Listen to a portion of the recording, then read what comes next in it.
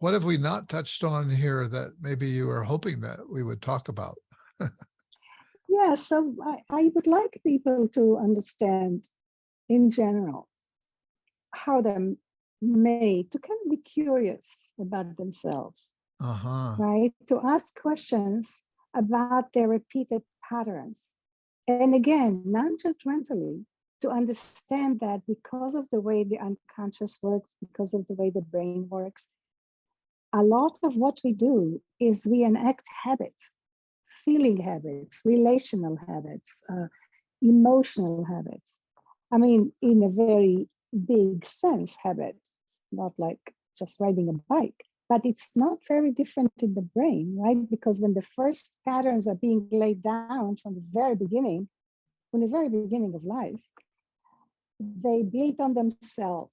So emotion goes in it, thoughts goes in it, and it becomes a pattern that just when it's being activated or triggered, it's just getting enacted. And you can see it in couples. You can see how they react to each other so automatically. It's so well oiled, you know. All of us do that. So I think to just be curious to say, what is this pattern about? Why am I repeating myself? I need to stop. I need to slow down, not to stop the behavior because we can't, it's not easy, but to slow down, to stop and think. So this is one thing, to be curious. The other thing is to understand that emotions and cognitions are not different in a sense that they're separate. They're very entwined in the brain/mind. It's kind of was a fallacy to totally differentiate between the mind and the body, mind and affect.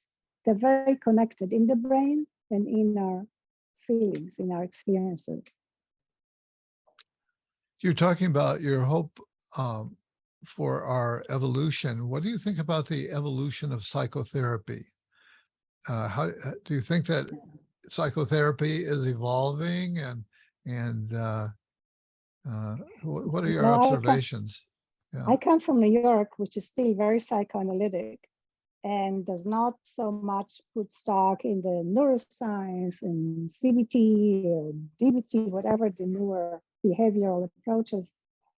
But it's being dragged kicking and screaming because there's no way not to understand that words in themselves, just talking about things, may not be enough.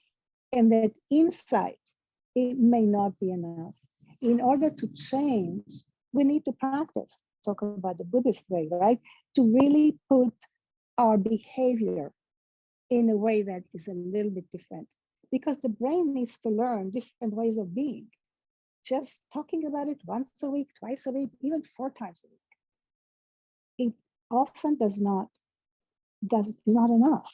We need to, in real time, to struggle with what all these difficult things are in real time. When I'm anxious, when I feel very angry at my spouse, when all of that, to really slow down and see what's going on. And when you say in real time, you're also, I think, alluding to the fact that you cover in your book that the psychotherapy patient is only with their therapist. They're in therapy maybe an hour a week. That's right. And there's all this other time where the work needs to happen.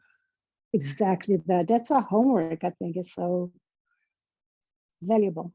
Yeah, yeah. And psychoanalysts don't like it because, you know, they came from the approach, and I think it's changing, that we just have to be so neutral, not to guide, not to put things in the patient's mind, but it became so passive, such a passive enterprise, that left the patients all to themselves to marinate in the same issues, in the same defenses.